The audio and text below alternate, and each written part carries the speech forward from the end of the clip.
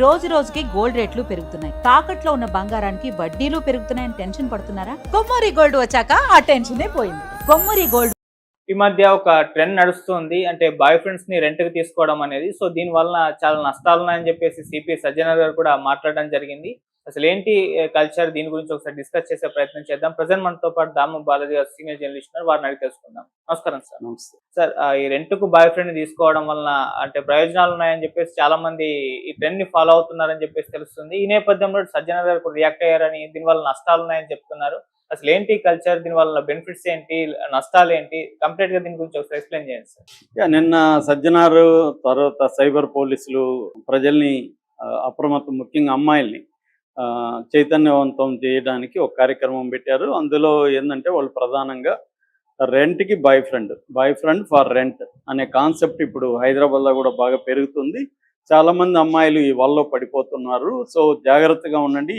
వాళ్ళు పెట్టే ఫోటోలన్నీ కూడా ఏఐ జనరేటెడ్ ఫోటోలు లేదా ఇంటర్నెట్లో డౌన్లోడ్ చేసుకున్న ఫోటోలు, కాబట్టి మీరు ఇబ్బంది పడకండి అని చెప్పారు.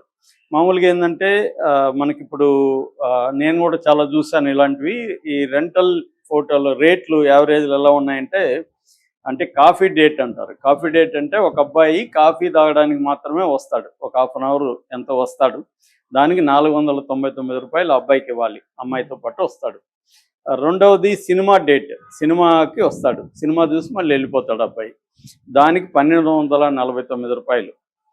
షాపింగ్ డేట్, నీతో పాటు షాపింగ్కి ఒక 2-3 గంటలు వస్తాడు, దానికి 1499 రూపాయలు. తర్వాత ఈవెంట్స్కి వస్తాడు, ఏదైనా పెళ్ళో లేకపోతే ఏదైనా ఈవెంట్స్కి తోడు కావాలంటే నీతో పాటు వస్తాడు, దానికి 1999, 2000 రూపాయలు. ఒక 10 అవర్ ప్యాకేజీ, 10 అవర్ నీతోనే ఉంటాడు. అయితే ఇదంతా కూడా లేదు, ఎక్కడ ముద్దులు కానీ నో రొమాన్స్ అనమాట, ఓన్లీ కంపానియన్షిప్. కంపెనీ ఇస్తాడు, నీతో పాటు మాట్లాడుతుంటాడు, నీతో పాటు గడుపుతాడు టైము. దానికి 4499 రూపాయలు 10 గంటల ప్యాకేజీ. ఇది నేను చూసిన ఒక యావరేజ్లో రేట్లు. కానీ సజ్జనార్ ఏం చెప్తున్నాడంటే ఇది పెద్ద స్కామ్. ఈ స్కాము 2025లో 569 కేసెస్ జరిగాయి. అందులో 2,80,00,000 ఫ్రాడ్ జరిగిందని చెప్తున్నాడు. ఏది ఒక 2025లోనే. కాబట్టి ఆయన ఏం చెప్తున్నా అంటే, మామూలుగా ఎలా జరుగుతాయంటే, అబ్బాయిలు ఇన్స్టాలో కానీ లేకపోతే టెలిగ్రామ్లో కానీ ఫేస్బుక్లో కానీ లేదా ఎక్స్లో కానీ వాళ్ళు ఒక సైట్ లాగా, ఒక గ్రూప్ లాగా పెట్టి, ఒక ఐడి పెట్టి, ఇలా రెంట్కి బాయ్ ఫ్రెండ్లు ఉన్నారు, ఈ అబ్బాయి మీకు కలుస్తారు, లేకపోతే ఈ అబ్బాయిలు కలుస్తారని కొన్ని ఫోటోలు పెడతారు, అబ్బాయిల ఫోటోలు, వాళ్ళ పేర్లు రాస్తారు. సజ్జనార్ ఏం చెప్తున్నాడంటే, మామూలుగా వీళ్ళు ఏం చేస్తారంటే, ఇంటర్నెట్లో ఎవరో అందంగా, ఫర్ ఎగ్జాంపుల్ ప్రభాస్ అనుకుందాం, ప్రభాస్ ఫోటో తీసుకొని దాన్ని చాట్‌జీపీటీలోనో లేకపోతే జెమినీ నానో బనానాలోనో ఎక్కడో దాన్ని వీడి ఫోటో పెట్టి, నాకు ప్రభాస్ లాగా ఇది చెయ్యి అంటాడు, ఈ ఫేస్ని కలిపి ఇది ఒక కొత్త ఫోటో క్రియేట్ చేసి ఇస్తుంది. అది ప్రభాస్ కాదు, వీడి ఫోటో కాదు, రెండు మిక్స్ చేసి ఒక హ్యాండ్సమ్ ఫోటో ఇస్తుంది. అది ఎక్కడా లేదు, ఎవరు లేరు ఆ వ్యక్తి, ఆ ఫోటో పెడతారు. పెట్టినప్పుడు ఈ అమ్మాయిలు అరే ప్రభాస్ లాగే ఉన్నాడు స్టైలిష్గా, అది ఇది అనుకుంటారు కదా. సో అనుకొని ప్రభాస్ మనం కలవలేము, ఇతనితో కలుద్దాం అనుకొని, ఏముంది 500 అంటే ఇవాళ పెద్ద విషయం కాదు, కాఫీ డేట్ నచ్చితే మళ్ళీ మెల్లగా చూద్దాంలే అనుకొని వాళ్ళు కాఫీ డేట్కి ఒప్పుకోవచ్చు.